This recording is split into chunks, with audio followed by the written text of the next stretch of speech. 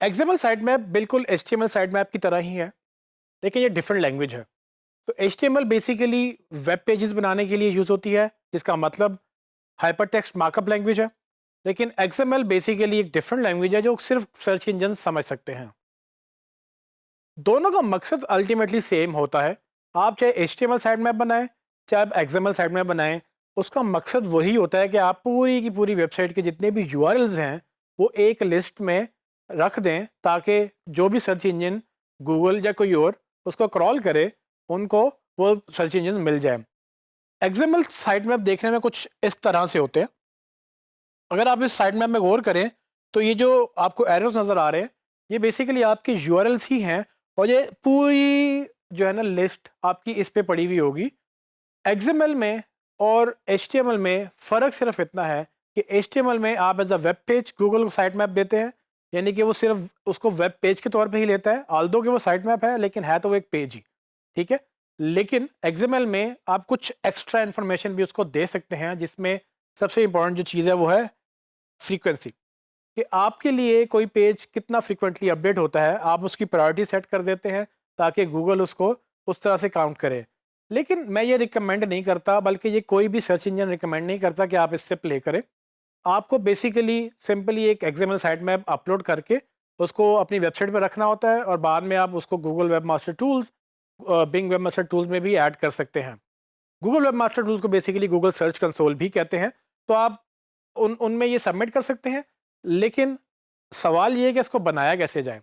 अगर आप WordPress use कर रहे हैं तो आपको बहुत सारे प्लगइन्स मिल जाएंगे जो आपका वेबसाइट के जितने भी पेजेस हैं सारे के सारे उन पेजेस के यूआरएल्स एक्सएमएल फॉर्मेट में ऑटोमेटिकली क्रिएट कर देंगे। आपको कुछ करना भी नहीं पड़ेगा, आपको सिर्फ प्लगइन इंस्टॉल करना है, वो आपको एक यूआरएल देगा, उस यूआरएल पे सारे के सारे यूआरएल्स ऑलरेडी आपके पड़े हुए होंगे। वो एक्सएमएल की फाइल प्लगइन खुद क्रिएट करेगा। लेकिन अगर आपकी वेबसाइट पे वर्डप्रेस इंस्टॉल नहीं है तो आपको खुद से ये बनाना होता है। आप इसके लिए कोई भी ऑनलाइन टूल यूज़ कर सकते हैं, बहुत सारे फ्री और बहुत सारे पेड टूल्स अवेलेबल हैं जो आपको एक्सएमएल साइट मैप बनाने की सहूलत देते हैं। उनमें से मैं एक टूल को आपके सामने अभी एक्सप्लेन कर दूंगा, ताकि आपको लिमिटेशन ना हो कि एक्सएमएल साइट मैप बनाना कैसे है। लेकिन अगर आपके पास डेवलपर की सहूलत मौजूद है और अगर आप डेवलपर तक रसाई रखते हैं तो आप अपने डेवलपर से भी कह सकते हैं कि भाई मुझे एक्सएमएल साइट मैप चाहिए या मुझे एचटीएमएल साइट मैप चाहिए। दोनों काम डेवलपर भी कर सकते हैं, लेकिन ये दोनों काम आप भी कर सकते हैं। आइए मैं आपको दिखाता हूँ किस तरह से एक्सएमएल फॉर्मेट में जो साइट मैप है वो कैसे क्रिएट होता है। इसके लिए मैं एक वेबसाइट पे जाऊँगा और उस पे मैं एक अपनी ही वेबसाइट डालकर आपको एक डेमो दिखाऊंगा किस तरह से उसके सारे जो यूआरएल्स हैं वो क्रॉल करेंगे और एक एक्सएमएल फॉर्मेट में मुझे वो आउटपुट दे देंगे। आइए देखते हैं। मैं गूगल में जाऊंगा और वहाँ जाके एक्सएमएल साइट मैप जनरेटर लिखूंगा और सर्च कर लूँगा। गूगल मुझे काफ़ी रिजल्ट्स दिखाएगा। इसमें से आप, जैसे कि मैंने पहले बताया, कि काफ़ी टूल्स अवेलेबल हैं, आप इनमें से कोई भी यूज़ कर सकते हैं जो आपको ठीक लगे। फ़िलहाल मैं सबसे पहले जो रिज़ल्ट आ रहा है xml-sitemaps.com, मैं इसको ओपन करूँगा और मैं इधर से अपनी वेबसाइट का एक एक्सएमएल साइट मैप क्रिएट करूँगा। यहाँ पर जब आप इस वेबसाइट के ऊपर आएंगे तो आपको ये बॉक्स नज़र आएगा, यहाँ पर आपने अपनी वेबसाइट लिखनी है। फ़िलहाल टेस्ट करने के लिए मैं अपनी ही वेबसाइट का नाम लिखूँगा, जिसका नाम www.usman.co यानी कि usman.co है, और उसका मैं यहाँ स्टार्ट प्रेस करूँगा तो वो क्या करेगा, वो उसको रीड करेगा और वो मुझे ये भी बताएगा कि उसने कितने पेजेस स्कैन कर लिए हैं, कितने पेजेस रहते हैं, कितना टाइम गुजर चुका है, और इस तरह से मतलब वो सारी चीज़ें बताएगा।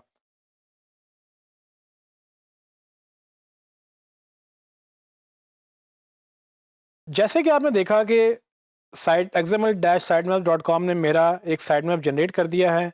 उसने मुझे यहाँ कुछ स्टैट्स दिए हैं कि वो तकरीबन 29 सेकंड उसको लगे, और उसने 41 पेजेस स्कैन किए हैं, जिसमें से 19 पेजेस उसने ऐड किए हैं, और अभी भी कोई क्यू नहीं है।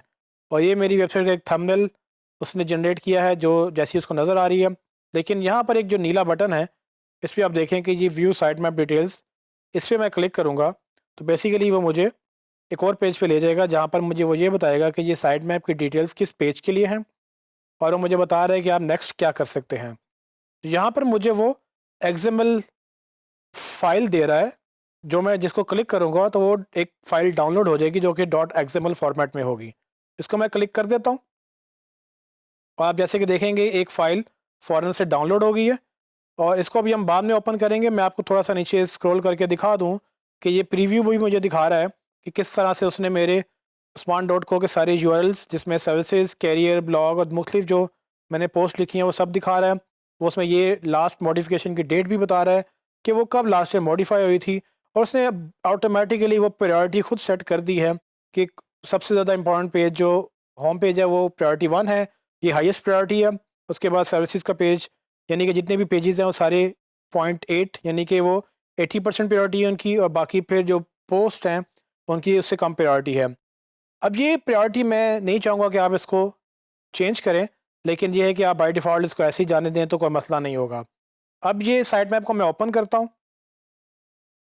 इसको ओपन करने के लिए मैं एक टूल यूज़ करूँगा। जैसे कि आप देख सकते हैं कि वो साइट मैप मेरी ड्राइव में आपको नज़र आ रहा है। इसको मैं राइट क्लिक करके ओपन विद एक मैं टेक्स्ट एडिटर में इसको ओपन कर लेता हूँ और देखते हैं कि वो टेक्स्ट एडिटर में वो कैसा नज़र आता है। जैसे कि आप देख सकते हैं कि इस वक्त मेरे पास टेक्स्ट फॉर्मेट में ओपन हो गया है और ये वैसे ही बिल्कुल नज़र आ रहा है जैसे कि हमने पहले स्क्रीनशॉट देखे थे। इसमें ऊपर ये XML लैंग्वेज की सारी कोडिंग है जिसमें वो मेटा डाटा साहब उन्होंने इन्फॉर्मेशन डाली हुई है, लेकिन फिर आप देखेंगे नीचे URL का टैग ओपन हो रहा है और उसके नीचे मेरी लोकेशन है, यानी कि URL खुद उसकी लोकेशन क्या है वो उसकी मैंशनड है। उसके लास्ट मॉडिफाई कब हुआ था उसकी डेट मैंशनड है, उसके साथ टाइम भी मैंशनड है और फिर ये कि उसकी प्रायोरिटी क्या है। उसके बाद URL का टैग क्लोज हो रहा है। सो मेरा ये एक URL जिसकी लोकेशन, लास्ट मॉडिफिकेशन टाइम और प्रायोरिटी डिसाइडेड है। इसी तरह से आप देखेंगे सब URLs हैं और सब URLs की आप उनकी लोकेशन, उनकी लास्ट मॉडिफिकेशन डेट और उनकी प्रायोरिटी ऑटोमेटिकली डिफाइंड है। आपको सिर्फ करना ये है कि आपको इसको अपनी वेबसाइट पे अपलोड करना है और वो URL बाद में हम गूगल वेब मास्टर टूल यानी गूगल सर्च कंसोल और बिंग वेब मास्टर टूल में हम ऐड कर सकते हैं। अभी मैं आपको ये चीज़ दिखाता चलूँ कि मैंने चूँकि प्लगइन वर्डप्रेस में अपनी वेबसाइट बनाई हुई है, सो वर्डप्रेस के प्लगइन से मैंने जो एक XML साइट मैप क्रिएट किया है वो डिफरेंट थोड़ा सा नज़र आएगा आपको, लेकिन अल्टीमेटली वो काम यही करता है। तो आपको मैं दिखा देता हूँ।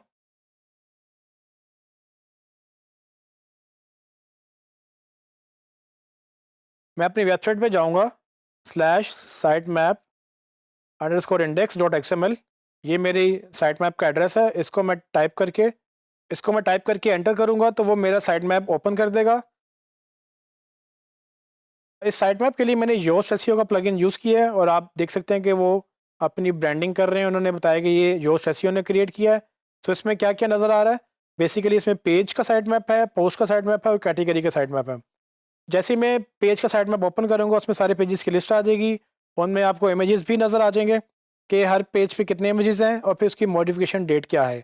अब ये हर प्लगइन का अपना फॉर्मेट है। योस्ट का प्लगइन मैं रिकमेंड करूँगा, ये बेहतरीन प्लगइन है एसईओ के लिए भी और साइट मैप्स के लिए भी। जैसे कि आपने देखा कि मैंने आपको एक typical regular XML site map create करने का भी तरीका बताया जो कि आप एक फ्री वेबसाइट से जाके क्रिएट कर सकते हैं।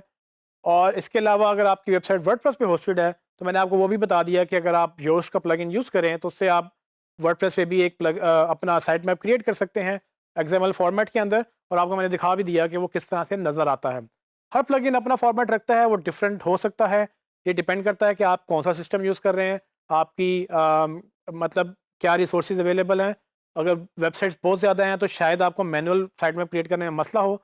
तो पेजेस की तादाद देखनी बहुत ज़रूरी होती है। अगर हज़ारों की तादाद में पेजेस हैं तो आपके लिए वो फ्री वर्जन शायद काम ना करे। लेकिन अगेन ये आपने अपने क्लाइंट से डिस्कस करना है या अपनी वेबसाइट देखनी है कि किस वेबसाइट में आप काम कर रहे हैं, उसके ऊपर कौन से प्लगइन्स अवेलेबल हैं, ताकि ये आपको मैनुअली ना करना पड़े, ये आपको ऑटोमेटिकली खुद ब खुद हो जाए। In short XML site map आपने बनाने ही हैं और उसके लिए अगर आप टूल्स यूज़ करें तो भी बेहतर है। आप नहीं भी यूज़ करेंगे तो भी आप मैनुअली बना सकते हैं, लेकिन हमें XML साइट मैप बनाकर गूगल सर्च कंसोल में और बिंग वेबमास्टर टूल्स दोनों में ऐड करने होते हैं, जिसमें हम मज़ीद बात बाद में करेंगे।